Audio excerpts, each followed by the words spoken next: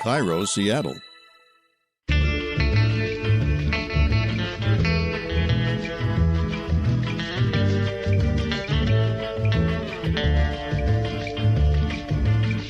I'm Rachel Bell, and this is Your Last Meal, a show about famous people and the stories behind the foods they love most. Today on the program, the hosts of the popular podcast, Call Your Girlfriend. Welcome to Call Your Girlfriend, a podcast for long-distance besties everywhere. I'm Aminatou. And I'm Anne Friedman. Anne lives in LA, Aminatou lives in Brooklyn, and they started the podcast as a way to keep in touch. But 6 years later, they have welcomed incredible guests, including Hillary Rodham Clinton. They are also the authors of the new best-selling book, Big Friendship, a very good book about friendship that we will talk more about later. And because I can't talk about friendship without mentioning the TV show that has bonded me with so many friends, remember when the cultural commentators used to say that New York City was the fifth character on Sex and the City? Well, I think that snacks might be the official third wheel in Aminatou and Anne's friendship. Anne and Aminatou will reveal their strongest snack game and tell the story about the time they ate Thanksgiving dinner together in a grocery store parking lot. I remember that very fondly. Okay, great. We're both hangry, and it is now a fond memory and not a stressful one. This is officially the food and friendship episode of Your Last Meal. Ooh, it makes me feel so cozy. You will meet a pair of best friends that are forever bonded through one particular dish. 28 years ago, Michelle Dideon and Joelle Nole forged a friendship over their love of beef stroganoff. And they are still fighting over who makes the best version. That's not what happened. No, my sauce won. Yes. What won? I mean, I won. No. Oh my God. Oh my God, you did not.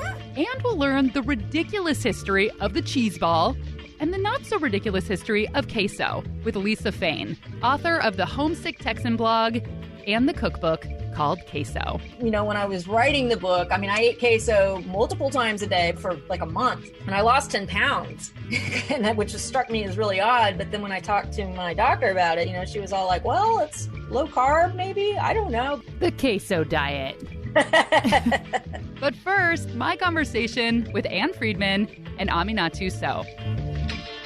Let's just start at the beginning with how you met. I actually had never heard of a meet cute before, so I got to learn that phrase. But tell your meeting story and then, talk about how you basically fell in friendship love. So this was 2009, and we both, up to that point separately, had been devoted fans of the show Gossip Girl, which is a truly terrible teen soap opera. It is not defensible cultural consumption, but it was how we were passing our time back then. And this was a much previewed, much hyped prom episode of the show. Well, we were introduced to each other by a mutual friend, someone that Anne had known for a long time, and someone who I had just met. She thought that we would like to know each other. The first time that she and I hung out, she said to me, "You have to meet my friend Anne." And very soon thereafter, she engineered a hang so that we could all meet. Like I said, even though we had both been watching it separately, I had also been watching with Dideon, our mutual friend, who sort of set us up. And she conspired to be the host of the viewing party that week so that we could both show up and meet each other there. And when I arrived, I noticed that Aminatou was wearing a homemade t-shirt that said Chuck plus Blair, which for those of you who also consumed this terrible show, you will know it is one of the teen, bratty, private school Manhattan teen couples on the show. And I loved it. I love a commitment to a party theme. I love a homemade anything. And so from the minute I laid eyes on Aminatou in that t-shirt, I was like, yes. And what did you think about Anne when you saw her? Pretty much the same. I loved her style. I loved everything she was wearing. She had this bold lipstick. I was like, this lady looks cool. But beyond that, all of her jokes and her asides and her quips at the party were perfect. And it was really fun to be watching a TV show together for the first time. It was great. Anne and Aminatou quickly became best friends. For years, they were each other's dates to weddings. They vacationed together. But years later, living on opposite coasts, the friendship became strained. Despite doing a podcast together and visiting each other and frequently talking, they were having a big communication breakdown. and their feelings were getting hurt. But neither of them knew what to do about it. So they decided to go to therapy. But finding a therapist was not an easy task because friend therapists just don't exist. And while writing their book, Anne and Aminatou discovered that there's not a lot of good research on friendships. Your book came into my life at a time when I had been thinking about and talking about a lot of these things. And I was like, whoa, somebody wrote a book about it. I think most people in society really value their friendships and love their friendships. But for some reason, there's not a lot of effort put in the same way there is in a romantic relationship or with your family. As far as like if an issue comes up, I think sometimes people just don't want to bring it up, or people kind of just fade out friendships. I find that there's not always a ton of work done or communication. And I just thought that was so odd. And, I wondered what you thought about that. Yeah, I mean, I think that is largely very true. And I think that it's for a bunch of reasons. One, I think that it's fair to say that just communicating in all relationships is really hard. I salute the people who are just naturally good at it. For me, that is something that I've had to learn over and over again, whether it's with my family or my romantic partners or my friends. And, for a lot of us, we have ingested this really strong cultural messaging that friendship is supposed to be really easy. It took me a really long time to realize that it was completely normal that I was feeling challenged in my friendships. I really thought that it was set it and forget it. You make some really good friends.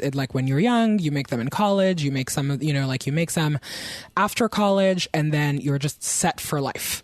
It had never really been taught to me that, actually, if you want people in your life for a really long time, it's going to get tough at some point. If you are really committed to having deep intimacy with people, no matter what form the intimacy takes, it means that you are going to feel stretched or challenged at certain points, but it means that the work of overcoming that is also very rewarding. Guys, I could talk about this friendship stuff all day, but I won't because we have to move on to snacks. But if you want to go deep, deep on friendship, this is the premise of their book, Big Friendship.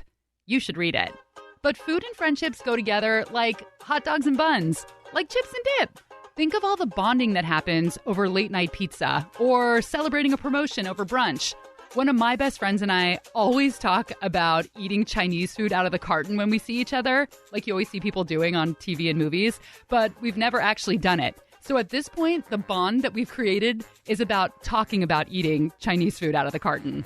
And producer Laura, you have a tradition with a friend of yours, right? Yes, my best friend and I, who I've known since first grade, we go to Olive Garden together whenever something good happens for each other, or if we're ever on a road trip. Yeah. The Never-Ending Pasta Bowl is my favorite. You can go out and have all kinds of fun with your buddies. But to me, the definition of true, comfortable friendship is when you can just hang out at one of your houses, wearing comfy clothes, and eating snacks while chatting or watching shows. The concept of snacks comes up, in your book, and I think a lot of friendships are based on snacks. How have they played a role in your friendship, and what are you each known for bringing to the literal table? Thank you for acknowledging the central role that snacks play in friendship. Yes. I really feel like, listen, before writing this book, our friendship was based in and around snacking. The idea that whoever was hosting the other person, and hosting is one of those things where I don't mean it in the very formal kind of I'm hosting a dinner party sense, but whose ever couch we were on would often take charge of making a snack. Early on, as we write in the book, I was really impressed by all of Amina's Texas dip knowledge. I feel like her guacamole, her queso, truly the queso. There are no words for this woman's queso. Especially off season, like a winter queso, I really just can't recommend enough. Out of season melted cheese.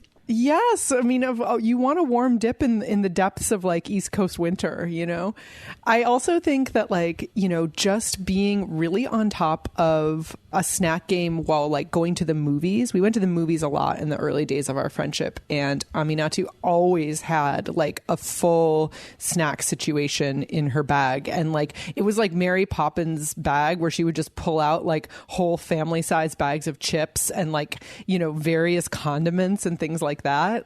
It was really a beautiful thing to behold. I mean, that's also like such a test because like some friends get so embarrassed by that. They're like, what do you mean? You brought your own like what to the thing? And the fact that you were so into it is how I knew we were going to be fine. Very compatible. I would say breakfast and snacks are where we really excel. What do you think about Anne? What does she bring to the table? Anne is the person who really made me appreciate popcorn. I am like a known popcorn hater, but she has brought some like good savory popcorns in my life. Any kind of nut, really, with a dusting of something delicious. You've really opened my eyes to that. That and Cheetos. I was also very anti-Cheetos until I met you. I think it like goes back to like the dusting of something.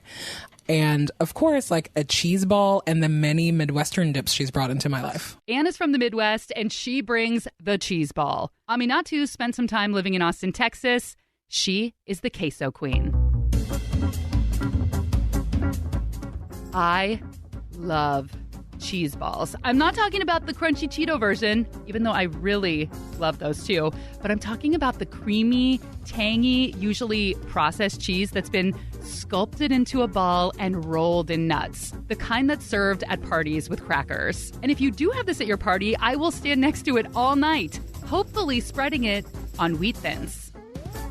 Okay, so the origin story of the cheese ball is delightfully ridiculous. I actually burst out laughing while reading about it online. The whole thing sounds 100% fake, but there are historical records that indicate that this actually happened. So as legend has it, the first cheese ball was constructed in 1801 by order of a Baptist man named Elder John Leland of Cheshire, Massachusetts. Using milk from 900 cows donated by the local Baptist community, Leland enlisted women in his community to construct a 1,235-pound cheese ball that was later called the Mammoth Cheese. That's quite big. Impressive. It was 4 feet wide and 15 inches thick. And he embossed the giant cheese ball with the words, "Rebellion to tyrants is obedience to God," which was the phrase that President Thomas Jefferson used on his personal seal. So he takes this 1,235-pound cheese ball, puts it on a sleigh, which is then transported to a barge on the Hudson River, where it is floated to New York City. Then it makes its way to Baltimore, where it's loaded onto a horse-drawn carriage and sent to Washington, D.C. This whole journey took 3 weeks. But finally, it was rolled onto the White House lawn and gifted to President Thomas Jefferson.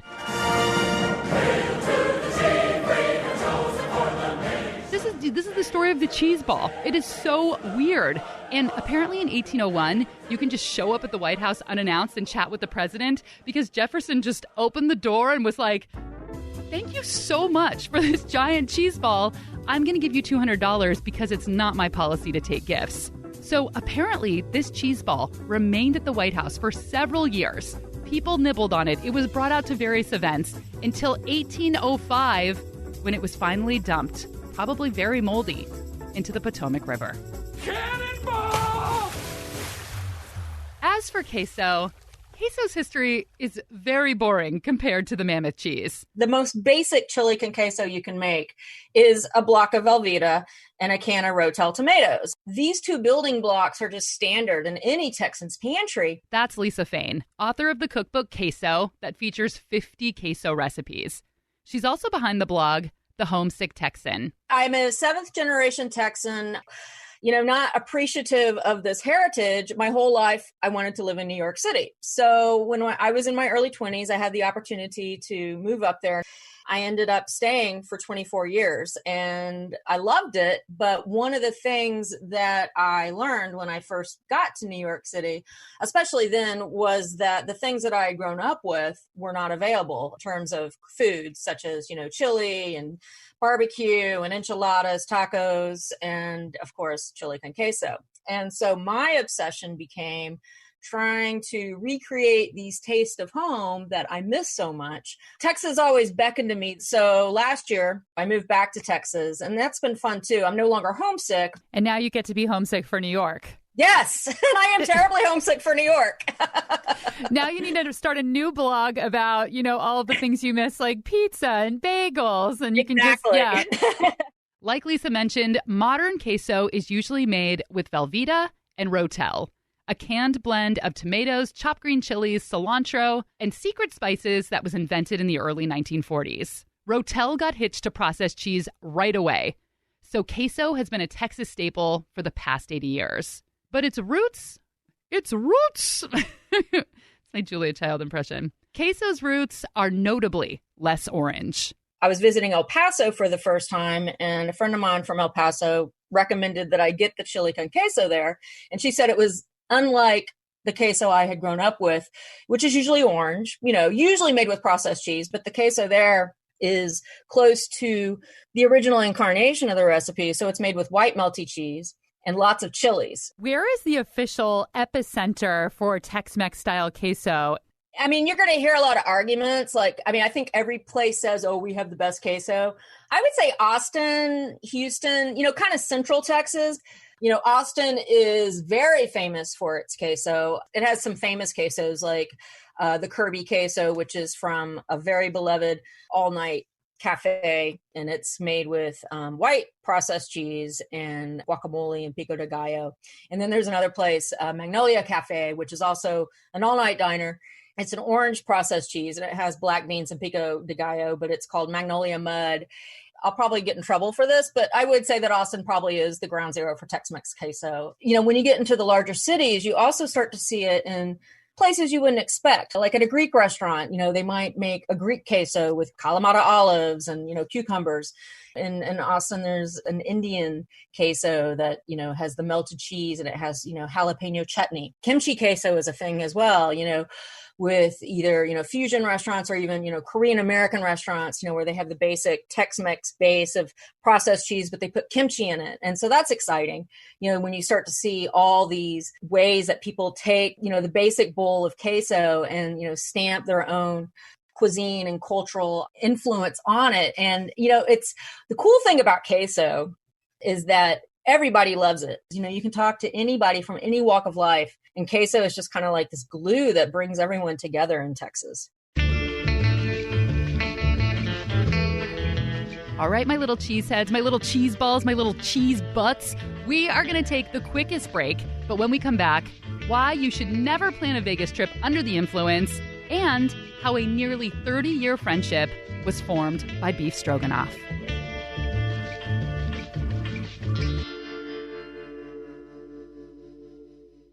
If you are a fan of the podcast and want to make sure you get new episodes as soon as they come out, hit the subscribe button. And please leave us a review. And if you haven't already listened, make sure and check out our last episode with filmmaker John Waters. I weigh myself every Friday morning when I weigh the least, and so I eat irresponsibly on weekends, and then I get back and eat properly all week. But what I can't figure out is, after I have 2 pieces of pie, how long does that take to end up a pound on my body? That's what I can't figure out. We solved this mystery for him. Give it a listen.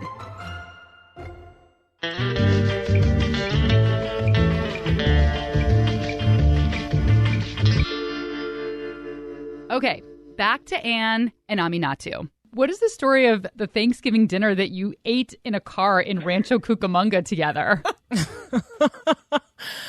Oh my gosh. Anne, what year was it? 2011, maybe 2012? Unclear. Yeah. At this point, Anne was living in LA. I had come out to visit her and to spend Thanksgiving together. And she was a fairly new transplant to LA, so she also did not have set Thanksgiving plans. And on a whim, we decided that we would go to Vegas. I don't know why this was decided. We are not Vegas people. I remember how it was decided, and the answer was we were drunk and thought it was a good idea the night before. That's how that happened. There you go. It was decided that we would go to Vegas. I remember frantically trying to find an affordable hotel room. It was ridiculous. And so we decided that we would go, and that's where we would spend Thanksgiving, which today, this sounds so insane to me. And we ended up that night, of course, drinking a lot. And the next day, some of us were struggling more than the others. I was struggling. Let's just say it. I was struggling. All I could do was watch Charlie's Angels full throttle on the couch for hours. Woke up, watched Charlie's Angels on Thanksgiving Day. That was delightful. Then at this point, it's 1, 2 p.m. and we are committed to going to Vegas because we've shelled money for this hotel room. And Anne also, for some reason, had no snacks in her house, which is such a weird, I do not know you to be this person, but I remember being very concerned that there was no food in your house.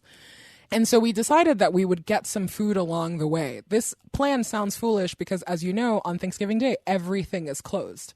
Every restaurant or, highway stop that we would stop by, there was truly nothing was open, which is correct. It is Thanksgiving Day. Nothing should be open. And at this point, we are hangry and upset and just trying to find, it's whoever is going to feed us.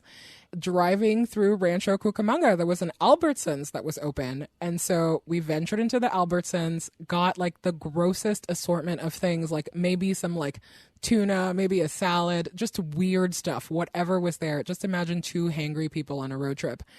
And, had a full meltdown eating that meal in the parking lot of of the Albertsons in Rancho Cucamonga. But I remember also feeling that there was a very stressful moment, but the fact that it did not destroy us or that we were not angry at each other, I remember that very fondly. Okay, great.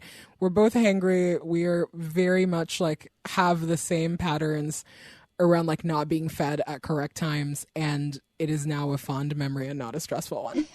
It's interesting because that's the same story that you learned in school about the Pilgrims and the Native Americans. Is it? It is. That's what they said. They had to eat this weird dinner in the car together, and that's how they all got along. It's a classic Christopher Columbus tale. That is hilarious. Did you guys ever make it to Vegas? We did make it to Vegas, and you will be unsurprised to learn that we are not Vegas people. So obviously we, we were in bed by 8 p.m. that night. It was really nice to go to bed early and, never be in Las Vegas ever again.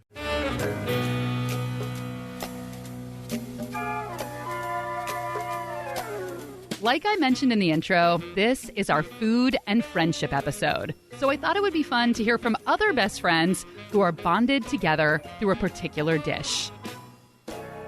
Joelle and I became friends in 1992. That's Seattle's Michelle Dideon talking about her friend, Joelle Nole. Way back in our 20s, we were fairly fresh out of school, really, and had just started our first jobs. And our boyfriends at the time were housemates. We became pals, too, because we were hanging out there all the time. The boys' rooms were sort of across the hall from one another, and then there was a middle bathroom, and so there was a lot of, middle of the night nudity, and, running to the bathroom. We ended up traveling a lot to a lot of Grateful Dead shows together, and I think it was on one of those weekends that we discovered that we both had a deep, deep love of beef stroganoff. They were in their early 20s and learning how to be adults. Dinners were a big deal, but everybody was really sophisticated.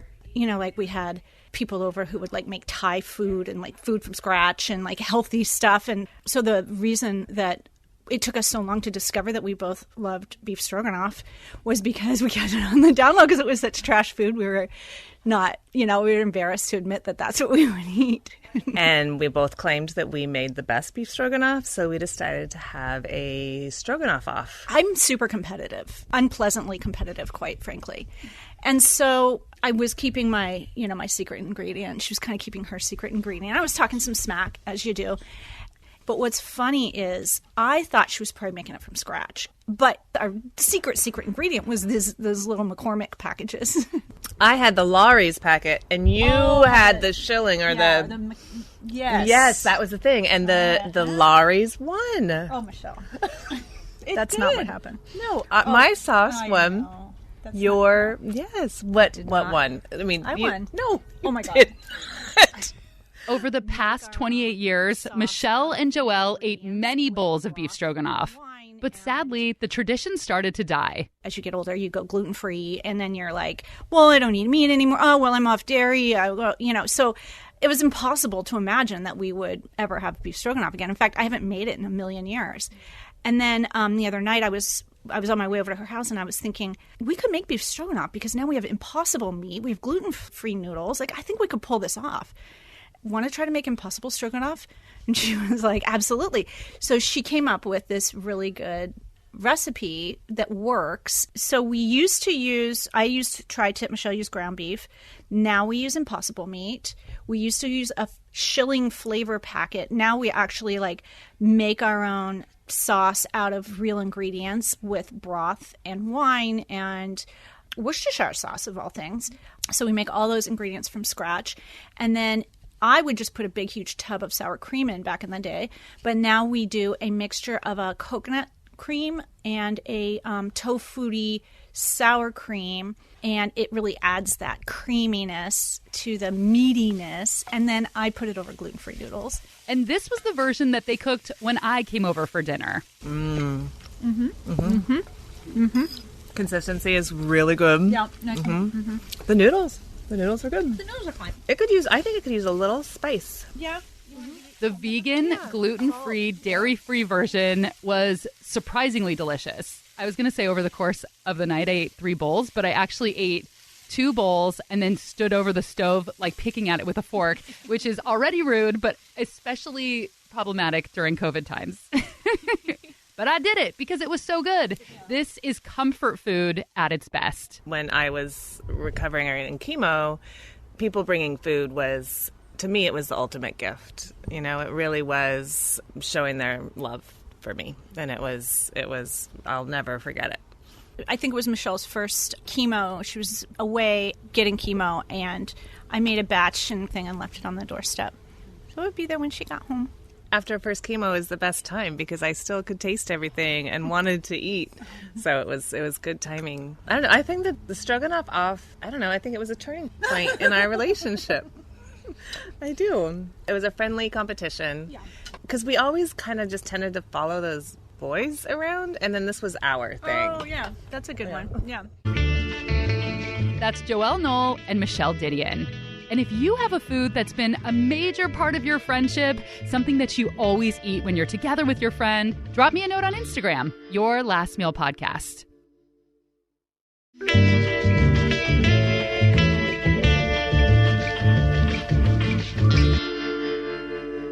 Aminatou, will you start? What would your last meal be? Oh my God. So many different things. But one, I would love a steak frite, like 100%, like the Frenchest fries possible. I would love like also a frisée salad with a poached egg and some strawberry ice cream and a ginormous Sprite. Oh, what is the origin of this meal? I mean, it's all the things I like. It's all the things I like. It is a meal that makes no sense. And when I drank soda, Sprite was my soda of choice. And I have not had one in years and I miss it a lot. But I just think that, like, you know, on a hot day, like a cold Sprite is perfect. And what about you? What is your last meal? So when I sat down to really think about this, it was hard for me to think about a dish. Like, really, I just kept thinking about all the vegetables I love, like in rapid succession, which makes me think that like maybe some kind of composed bowl of like, you know, peak summer tomatoes, like peak like Iowa summer corn, like peak California avocado, like the most beautiful greens. Like I'm going to also source those from California, you know, some kind of giant heaping bowl of all these beautiful vegetables, like from all of the places where they are like most ripe. That is part of this fantasy. Then some kind of cheese spread, you know, like an aged Gouda has to be part of it. Love like the crystallized kind of old Gouda. The most perfect French fries, like maybe something with like a double fried to be extra crispy, but like, you know, not too skinny and also not too fat. I'm the Goldilocks of French fries, like something right in the middle. And then, you know, a nice glass of wine with that. And then to finish it off, a carrot cake. And I really love the one my mother makes from like a family recipe. It is like absolutely slathered in a cream cheese frosting. Love a cream cheese anything. But yeah, that would be my dessert pick. I love because you started with the vegetables that you end even with a vegetable. So your dessert has these peak ripe carrots in it. Listen, I do love a vegetable. I will vegetables over fruit any day. Like, so that's where I'm at with this meal.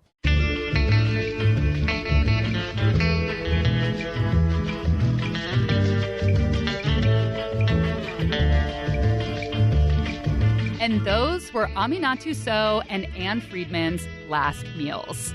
Listen to their podcast. It's called Call Your Girlfriend, and buy their book, Big Friendship, from your local independent bookstore. After I read this book, I honestly called like 3, 4, maybe 5 of my friends and had these really intentional conversations about what their friendship means to me and how we should always put everything on the table. And I said, if you're ever upset with me, just let me know. I don't want the friendship to die out. So I think that it's a wonderful book. It would be a great holiday gift. Like I said, pick it up at your local bookstore. Thanks to Lisa Fain, author of Queso and the Homesick Texan. And special thanks to best friends and Beef Stroganoff Off contestants, Joelle Nole and Michelle Dideon. I mean, we are always happy to talk about beef stroganoff. We're always willing to jump in. Yeah. Especially over wine. Yeah. Cheers. This episode was produced by Laura Scott and me. Original theme music by Prom Queen. Follow along on Instagram. The show is Your Last Meal Podcast, but it's not really the show. It's my Instagram account. And if you like the show, tell a friend. It's a sweet and free way to support us. And when I say us, I mean me and Laura Scott. Just us two. Just us gals hanging out. I'm Rachel Bell, and this is Your Last Meal.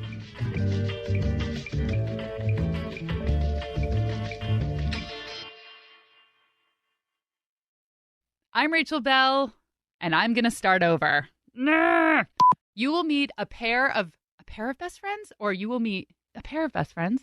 One pair. One you have pair. A pair of shoes. Oh, yeah. Yeah. A pair of shoes.